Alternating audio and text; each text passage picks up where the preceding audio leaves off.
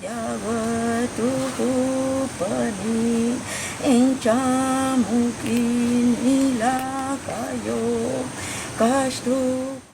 Let's go into Kaan, the Kaan sign. The best way to learn all of this would be to take 260 days to learn it, and to go and each day do exercises and do a connection with each of the nawals. You can kind of do that if you are following the daily readings I'm doing. And you can participate too, by the way. You can comment or write your experience or your thoughts or your channelings that came on that day. And it's all good information for everyone. Okay, Kaan, Kaan, Kaan. Now for this, Mexica and Maya, it's snake. In the three languages here, Kaan, Chichan, and Kowatl is snake. The Abawil is a snake. The Mexica sign is a snake. Everything is snake. Snake, snake, snake. We're back into the second round of the four elements. So we get very active. If the last or the first fire intent sign, the Imosh, was this sleeping lizard, this sleeping crocodile, this sleeping dragon that sometimes wakes up, takes a bite, and is amazingly powerful and amazingly abundant, but yet somehow represents the intent in its asleep mode. Then here it's where it represents the awake mode. Here it's where it represents energy that wants to go somewhere, that wants to find its way, that wants to eat, that wants to catch, that wants to think, that wants to go, that wants to grow, that wants to elevate. Now, in that, we will see this sign represent all that spectrum of the intent energy. So the intent energy, now that I think of it, is getting feedback by the sign, sign that came before of Earth, the consciousness sign that came before it. So Kaan is feeding from the other Kaan, or the Kat. Kaan is feeding from Kaan. Chichan is feeding from Kaan. Kaan is feeding from Kat. Kowatl is feeding from Quetzalcoatl.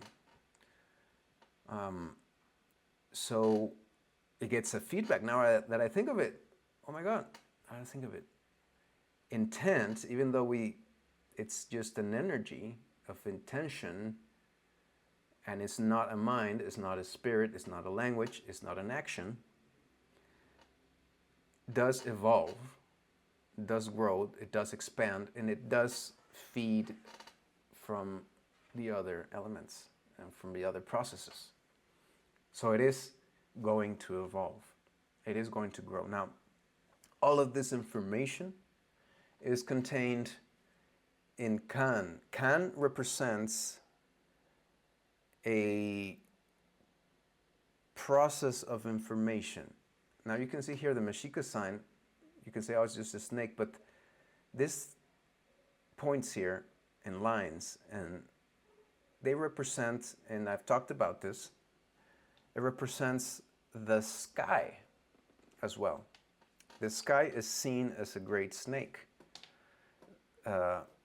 The Pleiades are the tail of this snake. So the Mayas would see these constellations that we saw on module 4, first part of the module.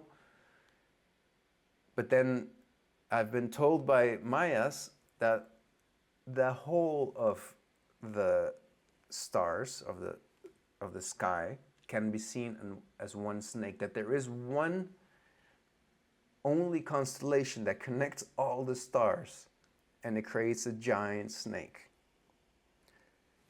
I've talked that I've mentioned before that Shulkan, Chulchan means sky. If you this word chan that sometimes means small, and it's similar to I think Japanese. And it's almost like the similar. It's the same kind of sense as san. You know how they add something san. So in Nahuatl we have that reverential diminutive termination with tzin in Nahuatl, tzin, and we add it to everything. And now we're a few days after the celebration of the Guadalupe, which is the Tonantzin, our reverential little mother, our dear mother, our great mother. Tonantzin, our mother. Tzin is that particle that describes something that is revered, sacred, is maybe not revered or sacred, but we love it a lot. It's very dear to us. And same word would be then chan in many Maya languages, but sometimes chan then it does specifically mean small. And then if you say chulchan in Tzeltal, you're saying sacred snake, and that means sky. The sky is called the sacred snake. Have you ever seen the Huitzilopochtli? I wish I could just bring out the other image right here. I don't have it here. Have you ever seen that? There's this weapon that is seen in the Mexica codices with the god Huitzilopochtli. He's carrying this thing. It has a snake that comes out of it, and this snake has eyes. And that is in Maya would be the canek, the star, the serpent stars, or the snake of stars. And in Nahuatl, it would be the Citlalcowatl, the snake of stars. So the snake represents a lot more, and it has this dual meaning, because it also represents the earth, the intelligence of the earth. This is very much taught by and known and practiced, and even my name, Julian Catari. Catari is Quechua for snake. In the Andes, there's a great wisdom about the snake and the snakes, and the earth sometimes is seen as a huge snake. The Mexica goddess Kowatl, the skirt of snakes. So the snake represents the earth. We saw that also the constellation, the sign, the moon, the 11th moon of the snake is the equivalent of Taurus. So Taurus is very earthy, right? Very earth intelligence, incredible intelligence, amazing intelligence of Taurus and of the snake constellation, snake moon. I have a daughter of that sign, and it's. I mean, you can criticize it that it's materialistic and some maybe superficial, but then there is an amazing intelligence to that, and that is expressed too by this sign, this intelligence.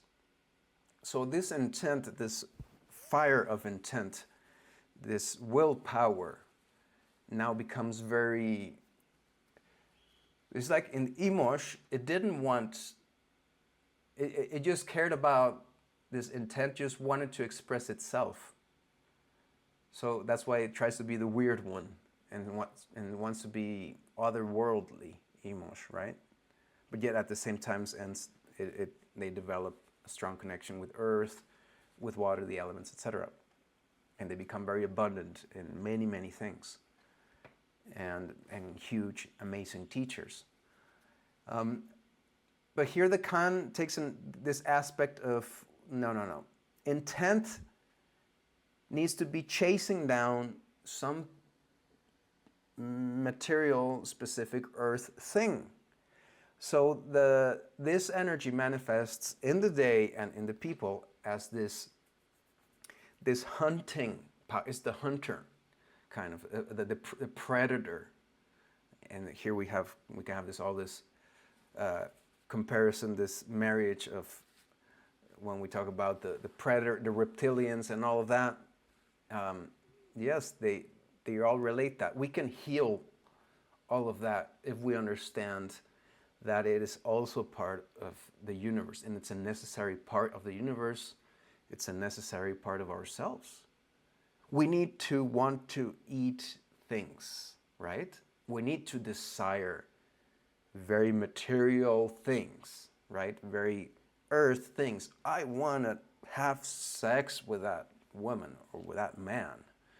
I desire it, right? So Kaan energy, consciousness, people and days manifest that. They manifest this very strong will, power, intention, and energy. That's a very key word for this day and for this sign and for people of this sign. Energy. They're very, very energetic. They have a lot of energy. They have a lot of desires. And they want to do things, and they want to eat things. They want to experience things. They want to own things. They want to eat things, right? They want to eat. Eat is in the broad sense, not just food. They want to eat other people's sexually, not in a bad way, in the way that. And let's talk about that. Let's talk about how, yes, we do need to connect all the 20 levels in our sexuality, and we want to manifest with it, and we want to use it to grow spiritually and to connect with tantrically, with a greater purpose, with a greater consciousness. But don't allow all of that, all of those other signs, erase this one. Also, understand and be able and allow yourself to live and to experience and to be in peace with that part of you that just wants to do that person just because you really like her or you really like him, and because there's an attraction and because it gives you pleasure. There's nothing wrong with pleasures. There's a lot of teaching here and a lot of tantric teaching here, and it starts here and then it evolves. So I guess the evolution of this sign, the evolved version of the Kaan, is the qu'ij, all the way up here. We're at the first. I put this here because it's this sign. Yeah, this is the first. Now because we're in this sign, then it's up here. So this would be the last one, the higher one, and we'll see that later. But I guess if you see its destiny, where it wants to go, the Kaan, it wants to become an qu'ij. It wants to become a lord. The snake wants to become feathered. The snake wants to elevate. And that information is already coded into the snake. That's what this sign also means. It means codes. It represents everything that is stringy. DNA, lines, genetic lines, anything that can be connected to something else by a line, by a string, is represented by this. This represents that. And it represents, so what is a code? Let's think about that. What's a code?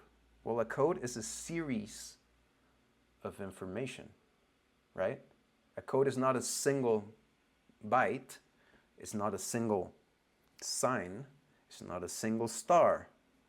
It's a sequence of stars, of bits of information that in the way that they are coded, in the way that they are aligned or put into sequence, it creates the code. So Kaan represents codes in general, all the codes that you can ever have and want. And with this, the person that is Kaan sign, this is the destiny of the Kaan sign I'll speak right now. The Kaan person is here to reveal a code. This is very unique to the Kaan people and to the Kaan sign.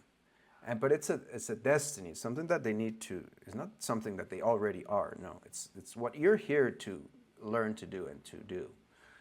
So you need to find a code that is unique to you. This is a very beautiful, unique thing about the Kaan sign. That they are gifted with a piece of code, a piece of information that only them possess. Only they can bring it. Nobody else can. It is unique to them. It is their destiny. And that's maybe why the snake is everywhere in Mesoamerica. And you can't find a lintel in the Maya pyramids, in the Maya temples, where things don't become snakes and snakes become things. That is expressing how everything is because of a code. How we're all just codes. Everything is just codes. How we can, and they understood this back then, and we understand it right now, and we can understand it if we get out of the web of this stupid consciousness of the modern overworld culture. We can understand, we can discover, we can stop being fooled, because they do use codes to fool us. And I have a lot of research and a lot to reveal on all the crap they fed us with genetic science. They fed us a whole bunch of crap with what we are taught that genetics does, means, and how it works. And of course, from that, then all the germ theory, viruses, etc., all that is just being very, very intelligently manipulated to manipulate humankind. We can get out of that stupidity, and we can totally understand the codes ourselves and understand that we have decoded codes for as long as we've been humans. This story that we've been evolving from the caves is bullshit. We've always been just as smart, just as visionary, we've always been humans. Maybe there was some type of other species or beings that weren't exactly humans, and maybe there is a relation to them. But as far as humans are humans, they've always had this power, and it's not just for humans. Every single being can access the code. Everybody, everything is composed of the code, hence anybody can, if they choose to, check their code, right? So this is all that this means. This is an amazing part of the universe. Now, I said the really good thing about people of this sign. What's the bad thing about people of this sign? They can be very, and that of course depends on the spectrum that I always say. There's a spectrum, people less evolved, people more evolved. So looking at the people in the low part of the spectrum that are not so evolved of this sign, we will see this type of personality that is very like, this just wants to take advantage of things, right? They're very smart, keen on taking advantage, on catching you. They want to, and they're very, very, very not interested also in being elevated or being moral or being good or looking good, except if their way of hunting is looking good. So we can see very, very, like, if you want to call it low people that are of this sign. And this sign can represent that. Low people need a sign. They need it needs a symbol, right? In Spanish, the word rastrero, which means I think it's the same concept in English, a slithering, right? So this is a very slithering energy, and we can find very slithering people, very low-lying people that are of this energy too. That's one of the challenges, even with people that are not so into the low spectrum, that are actually pretty elevated. They will find this challenge and this development. They want, that's their mission too. Their destiny is to elevate. Hey, dude, you're being really low with what you're doing, with the way you're acting. I can tell you, Kaan, that most probably you're being dirty. You're being low. You need to step up your game. You need to rise. You need to evolve. But they're not going to do it. You're not going to do it, if I'm speaking directly to Kaan, you're not going to do it because I'm telling you. By no means. You have so much willpower, intent by your own. But I guess what I said is going to help, because one of the biggest, if not the biggest, traps for this sign, challenges, is ego. And we can even call this the sign of ego. This is the sign of ego in the bad sense. I mean, and I talk about this, I elaborate this, and I will be elaborating more and more this teachings of how, because like superficially, New Agey way, we're taught, oh, ego is something you want to get rid of. You can't get rid of ego. You need to incorporate your ego. You need to elevate it. You need to have a lot of ego. Please do have a lot of ego, but may your ego be beautiful. May your ego be good for more than just yourself. May your ego be an example. Have that ambition. Have that ambition. Very ambitious sign, very ambitious energy. Then, of course, keywords, intelligence. That is, so what is intelligence? Is connecting the dots. Symbol here. Do we have a symbol here? Connecting the dots. So that is the snake. So you'll hear a lot of different meanings that the snake is put into. I mean, I like these investigators that, like this Graham guy that now has this show about, I think it's called Ancient Apocalypse. I do like his thesis in general. And I like where he's going. I like the information he is providing. And there's some similar kind of dudes out there. And they always touch on the snake, and they always give other meanings to the snake, which are valid, but I would invite them to, and invite anyone and everyone to deepen themselves a lot more into the spiritual, if you want to call it, knowledge of Mesoamerica. How do you do that? What's the key way to do that? How do you decolonize? How do you really immerse yourself in this? Is by decolonizing. I'm going to give you a really nice trick here that I will probably put in another course later and elaborate it more there. The anthropologist studies cultures externally. It's from outside.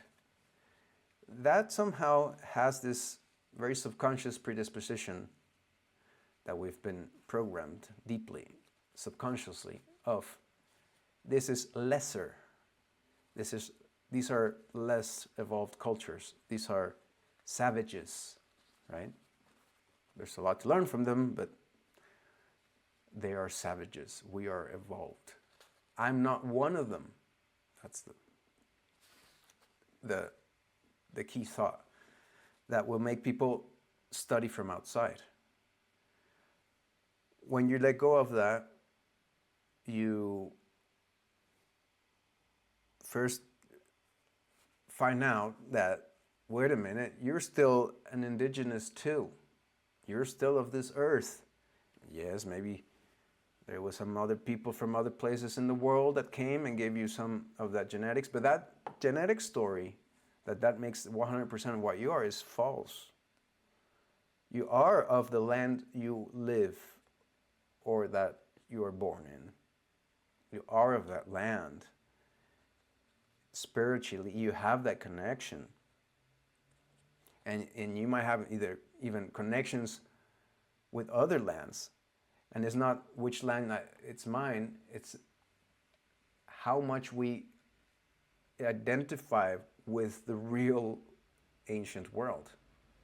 How we pass our minds, spirits, and hearts from this overworld matrix into that real world, right?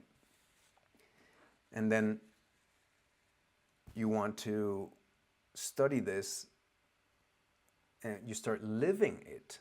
You start experiencing it. So you learn it firsthand. Not because, oh, I'm not of this culture. I'm really interested in what I can learn from them, but I'm not one of them. That's the difference. You have to be one of them. Nobody is going to deny you who you can be part of or what you can be part of. That is very common in the shamanic world, magical world, and the native world in the Americas. There's a lot of jealousy. All these categories they've created of cultural appropriation, and they all close doors. And that's not how it has to be. It has to be open doors. No priest, no shaman. You're supposed to be given permission by somebody to do specific things. Yes, that can happen. But it can't be the other way around. If you already have a connection to a spirit, to a land, to a wisdom, to a snake, then nobody can come and tell you, oh, I didn't initiate you, so therefore you are just appropriating this. You're not of this. You're doing wrong. So we kind of get it wrong. And everything gets its wokey side, right? Everything can be seen from that woke side. And everything has a double side. Everything has the other side where, no, wait a minute. What if I even have a better connection than you do with this? Even if I haven't lived here, even if I didn't inherit years and generations and artifacts that come from thousands of years ago, I might still know better than you. You are not the last word, or the first one.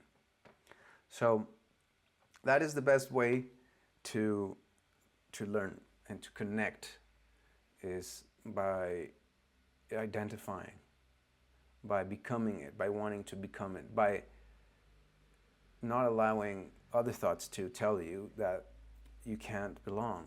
You can totally belong to whatever you are called to belong to. Most of these things are contained in this snake energy,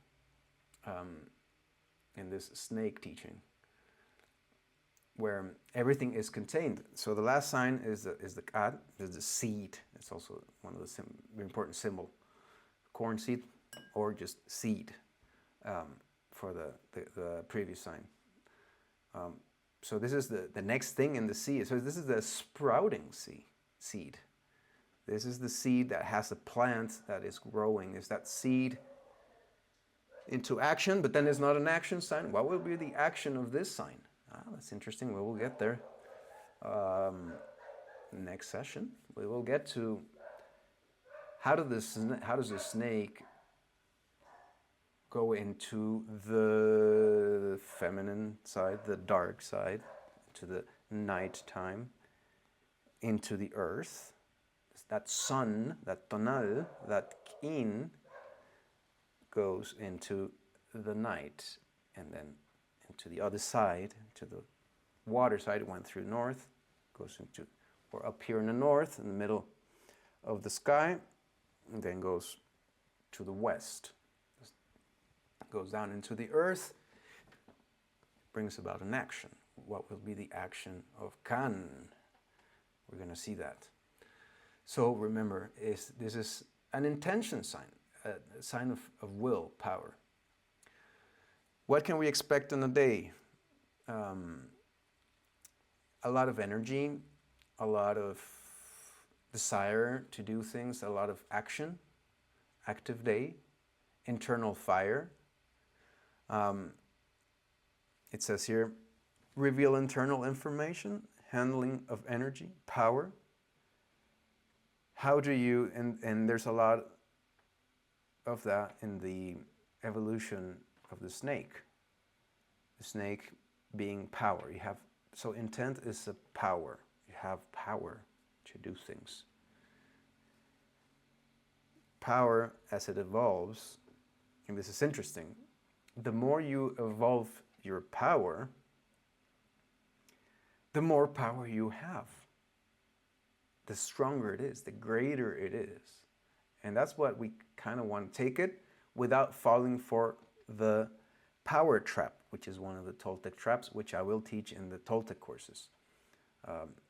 So beware of power too. Don't get caught by power. Don't get eaten by power.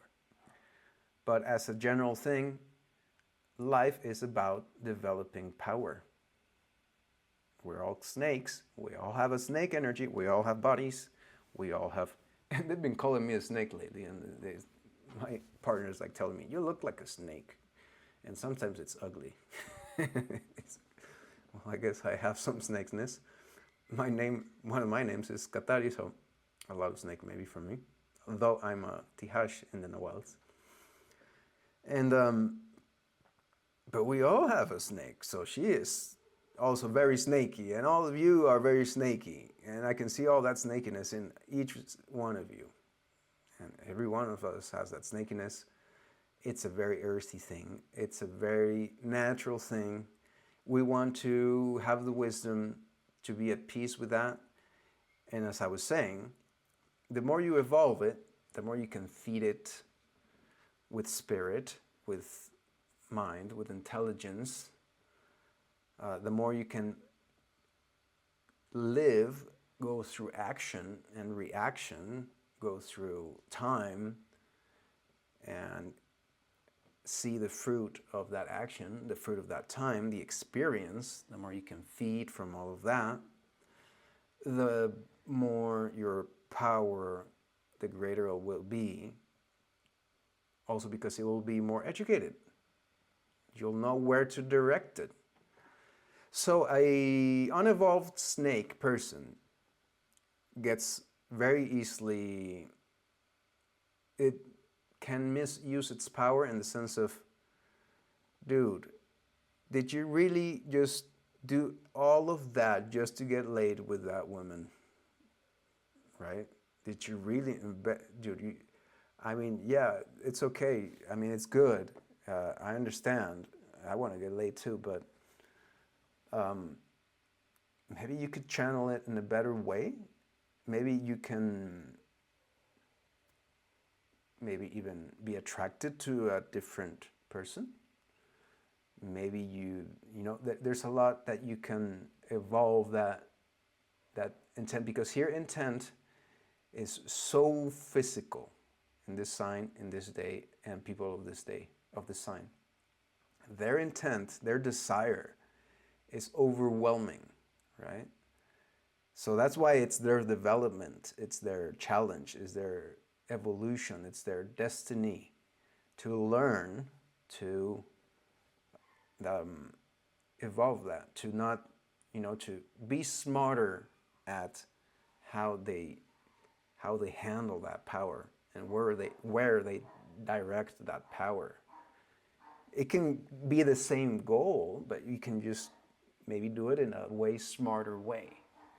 So we can see a lot of that not happening with people of this sign. And we can also be sometimes caught into days where we see, oh man, today I just went off and I really wanted this, and oh, it would have been smarter if I did it this way, but I was just so caught on to the energy of the day, caught on into that snake energy, and I just I chased this down without being smarter. So that can happen in a day. In general, it's an amazing day. I love Kaan days. I'm speaking like I guess I did learn English in the US, so sometimes I get my southern accent, or I don't know. It's Oregonian, my accent, but I don't know why I get this country kind of accent sometimes, where I get it from. But I really love this energy, this day, this snake day. I guess because I can work with it, and then I can really channel it properly. And I really appreciate the energy and the Kaan energy and the sexual energy. We must see this day as energy, sexual energy. And then I won't have time to go into, but there's no need because it's out there. And you all guys already know it. All the symbols, the connections of the snake representing the Kundalini, our inner snake. Where's the chakra of our snake is down here, right?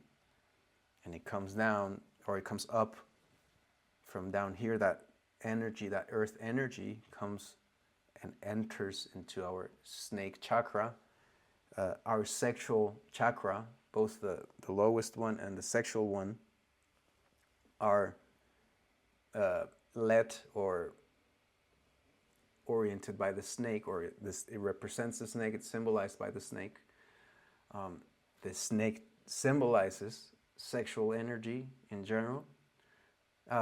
Big teaching on how to decolonize here, and how to heal, which I will elaborate in other workshops, is letting that snake be free, taking away all that worldview that saw the snake as the symbol of evil, as the symbol of what you don't want. And I guess it's just a non-profound, non-elaborated, misunderstood understood same thing, right? Where, yes, the snake represents the willpower in its raw form, and its very physical, sexual, earth manifestation. And yes, we want to, through a process, evolve that and elevate that and use it for not just, oh, I just want to have sex, and use that energy for other things. But then that we can only elevate and get there if we actually have the snake, if we actually allow ourselves and allow our snakes to be and to be there, because we're living in a society right now that is constantly, the snake is constantly degraded by modern overworld culture. And our sexual energy is constantly attacked in all kinds of ways. Oh, you like this. Oh, you are pervert. Oh, you want to have more. You want to have all this sex. Oh, that's a pervert. You are bad boy. That's all wrong. The best way to elevate is allowing that, and that's one of the main teachings in the sexuality courses I'm still working on. is how to allow yourself to live plentifully your sexuality. And what is the cycle of sexuality? Do you wanna elevate? Do you wanna get up there? Well, first step is being down here. And that's what's happening. People don't allow themselves to come down. They want to be up there, but they don't allow themselves to be down here and to allow what's down here and to honor what's down here and to connect with what's down here and to understand what's down here. We're so much involved in being up there that we put ourselves falsely up there and prejudge on what's down here, and then parts of us are down here and need to be down here, and we need to allow ourselves to live this process of being down here and getting up there. So that's what I can say about the Kaan sign day. It's conceived under the sign of Noch, the sign of movement. So that means it traps naturally, it has natural intelligence. It doesn't need to understand things. It can just move naturally with intelligence. It can understand movement, and movement represents intelligence and represents, in a weird kind of way, which I will explain when we get to that sign, time. Because time is the movement of the earth and the stars, and that's what creates our perception of time. So snake understands that, makes him very natural, very attuned to the cycles, to nature, and to the powers of earth. Okay, it's blessed by the powers of earth. And what it's its destiny, it wants to elevate. It wants to become a lord. It wants to become a teacher. So you're going to see this. So this is kind of the sign of this typical, which I might even be seen like that maybe, although I really try not to be a kind of like a, what they call these, the new agey gurus, right? I don't like the word guru. I'm not trying to gain nothing that is not what I clearly state in my temple, in the Círculo de Medicina, the purpose of what I do and why I do it.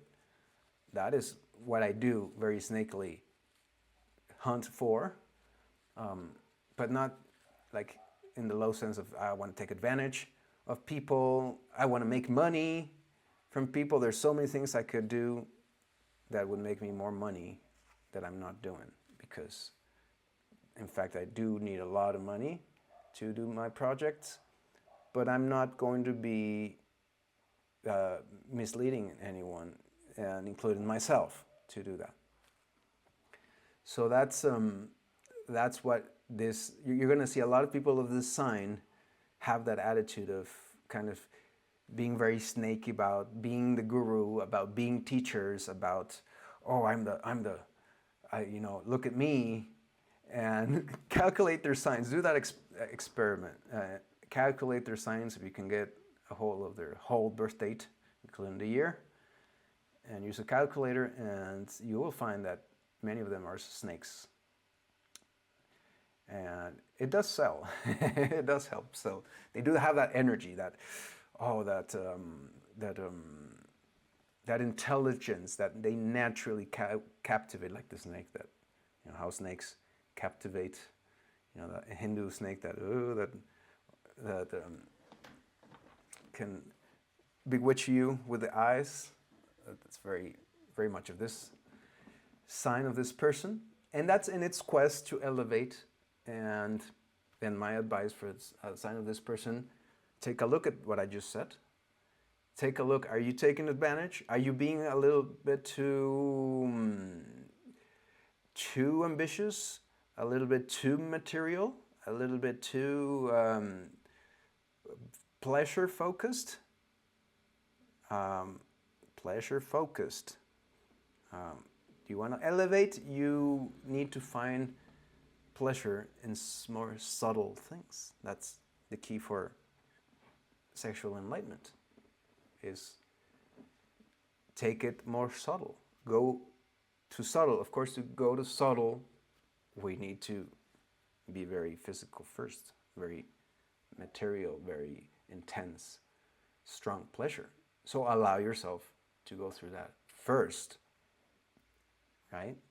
Get your, whatever turns you on, do it first. And then you can think about, now I want to elevate. Now I want to make it more subtle. That's what this sign is going to do, and that's what its destiny shows here, as with the qu'ij on its destiny sign. A couple more minutes. The hemispheres has the storm, a lot of power, a lot of energy. That's where it draws its energy from, the storm. And I can even say it takes advantage of the storm. It takes advantage of chaos. It can direct chaos. It can grow in chaos. It can grow in confusion, snake sign. And on the other side, it has the bats, the time and space, the nacht, the weaver of time. So it can naturally take advantage of time. So a time master, an energy master, but yet sometimes really stupid, really low. Its ego eats him up like no other sign. And the affinity family, we can call these the very powerful guys, the very neat guys. But all these of this family, the snake, the dog, the eagle, and the sun, for all four of them, their biggest challenge is ego. So this is the egoic family. This is the ego family. This is the selfish family, or the vanity. A lot of vanity here in this family. A lot of vanity. They're very, how do you say, vanidoso, very vanitous. I don't know how to say that. They have a lot of vanity. And with that, I'm done. We are done.